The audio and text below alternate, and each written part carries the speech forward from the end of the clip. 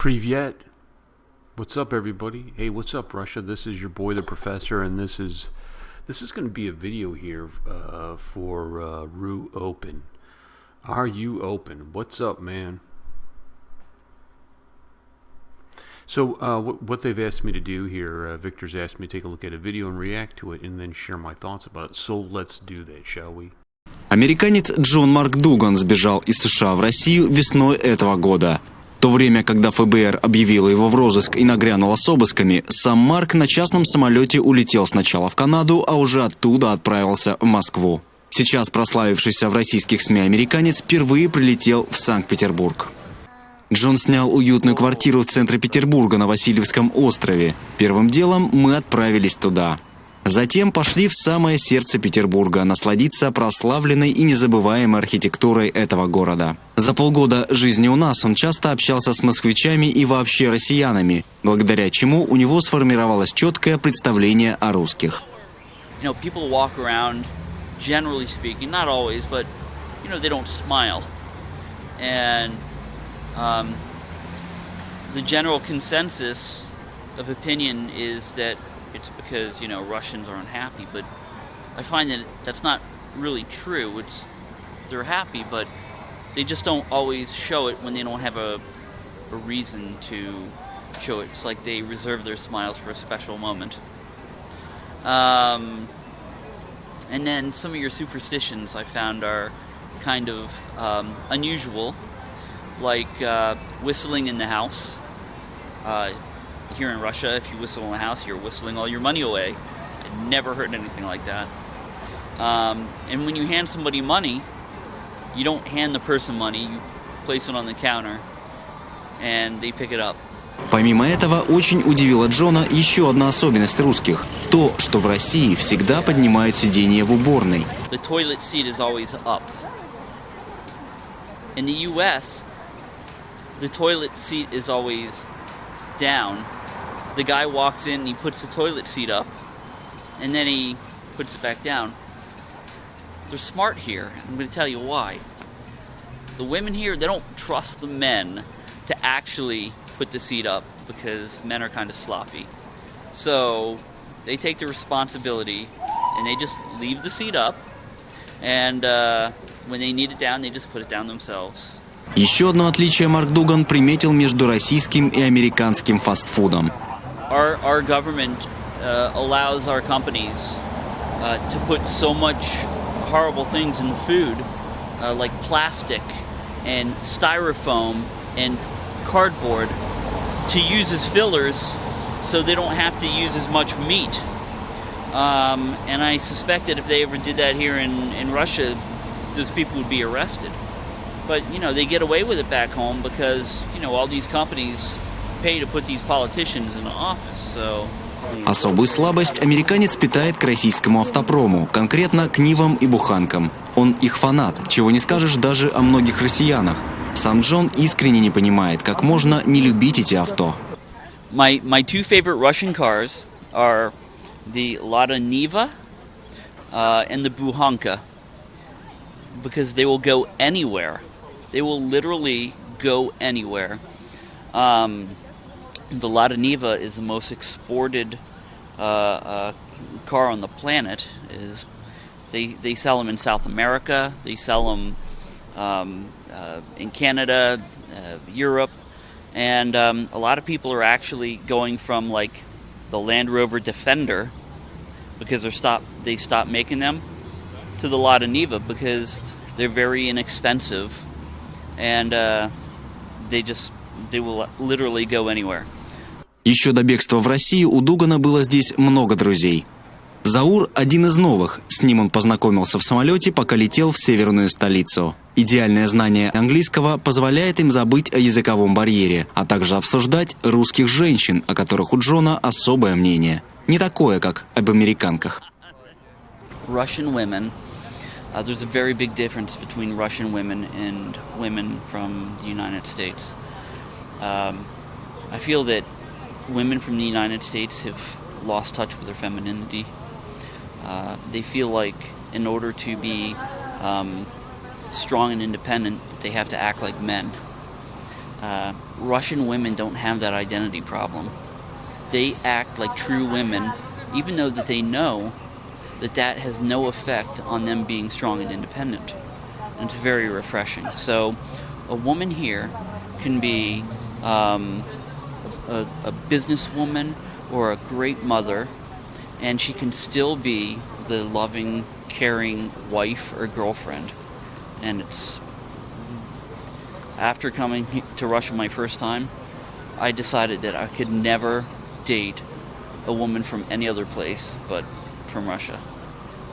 Джон не выбирал Россию, жизненные обстоятельства привели его сюда, когда ему пришлось просить у нас политического убежища. Но и это не помешало влюбиться в Россию с первого взгляда. 3 ассоциации с Россией глазами Джона говорят именно об этом.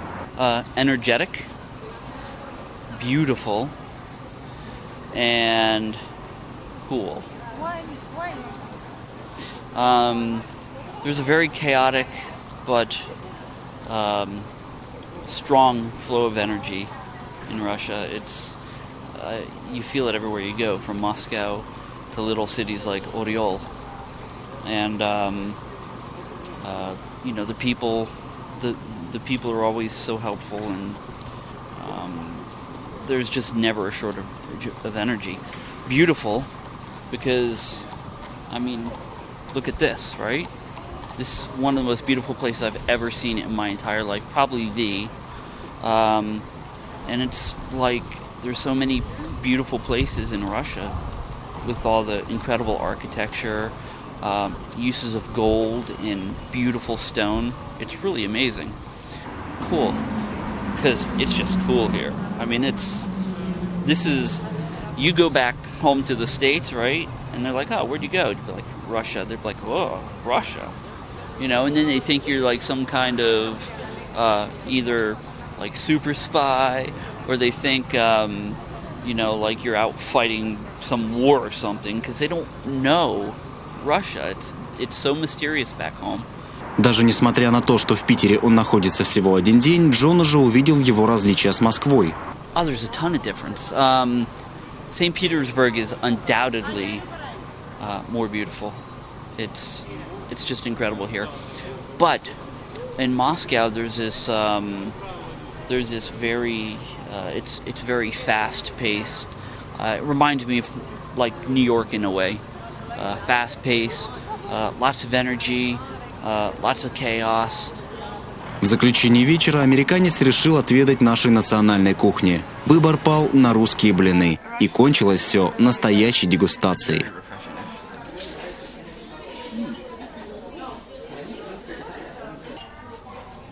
Very tasty. Очень вкусно.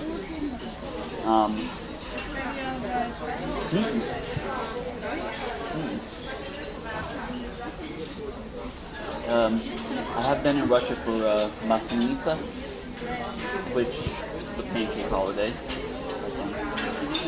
And so I've tried many different things inside the pancakes, but never this. Really good. A lot of foods in Russia I'm not the biggest fan of. Sometimes they put a lot of cheese and everything, but this is really good. Love cheese. This is a traditional blini with, I think it's, well, I thought it was whipped cream, but it's some other kind of.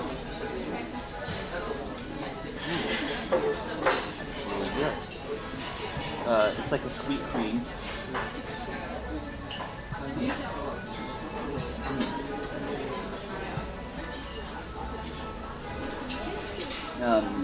This is very sweet. It needs to be dessert, but it's very good.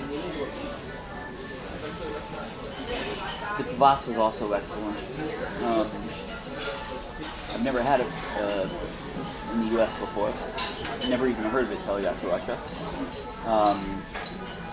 But it's a bit of a strange taste for me, but it's surprisingly refreshing. And even though it's a strange taste, I really enjoy it. Вот так закончился один день американца в Санкт-Петербурге. Перед отъездом Джон загадал желание вернуться сюда снова. Бросил монету и попал с первого раза. Значит, желание уж точно сбудется. Boy, oh boy, that was a really cool piece, wasn't it? I really enjoyed that. That was something else. I think probably my first encounter with Russia, the very first thing that I ever kind of had this idea about Russia, outside of the Russia's the bad guy, all that kind of stuff that we've already covered before. And I've shared this story once before, but I'll share it again. I was working at a job maybe 3-4 years ago, and I was servicing a store, and there was a clerk there, a Hispanic guy, very smart young guy, very, very smart. He was going for his master's degree in Russian study. He wants to be a scholar. He wants to move to Moscow and teach in really, which is kind of odd. I mean, it's an odd thing to hear a Mexican dude say, "I want to be Russian," right? It was different.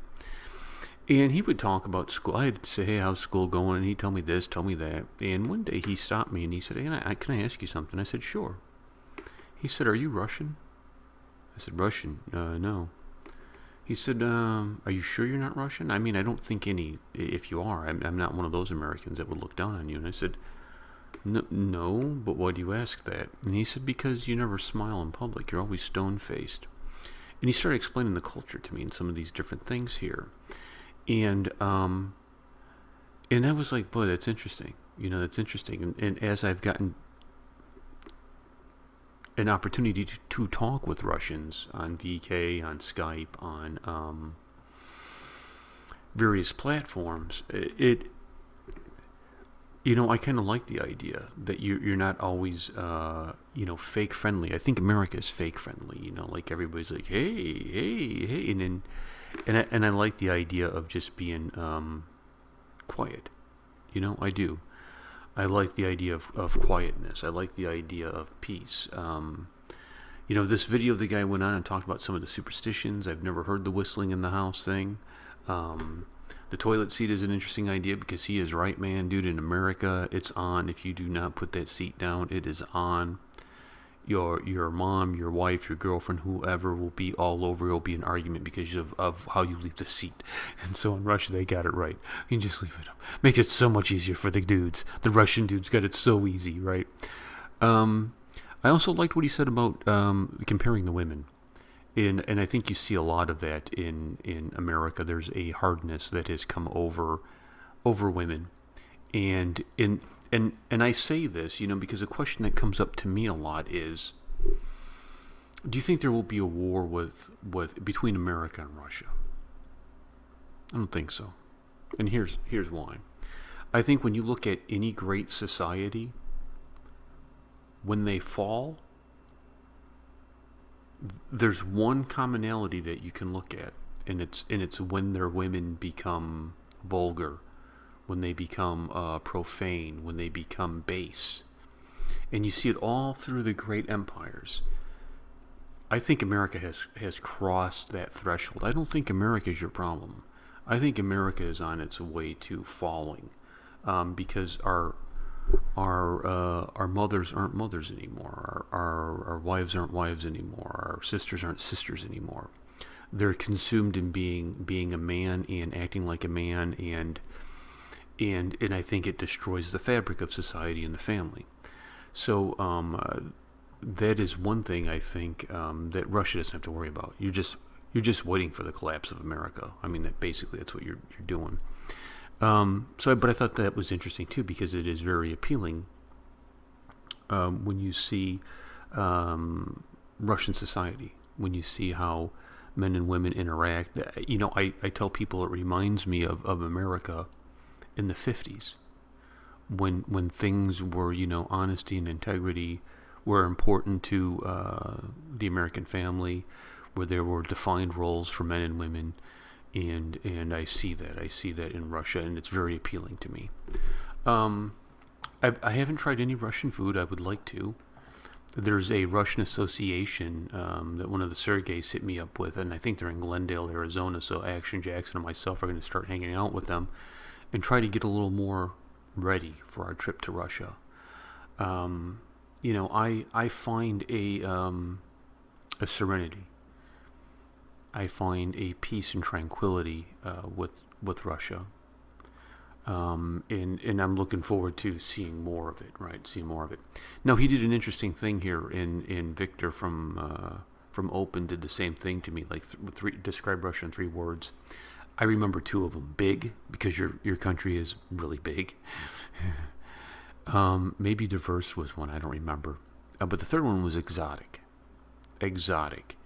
Russia seems completely different than the world I'm in. Completely different. From the holidays to the festivals to the pancakes to even the temperature. It's going to be 120 degrees here, or 48.5 Celsius. And you look at these pictures of cool weather, and it's just completely different. It is like a different world, and I truly wonder, how much time do I have here in America? I truly wonder. Action Jackson and myself have talked about it, and you feel the call. The strange energy. He referenced the strange energy to us. Different. I feel like Neo in the Matrix, who took the red pill, and down the rabbit hole I go. Who knows, man? Who knows? But overall, it was really interesting to see this video with this American living there and kind of talking about his life. And, and who knows what the future holds, my friends. Peace and much love.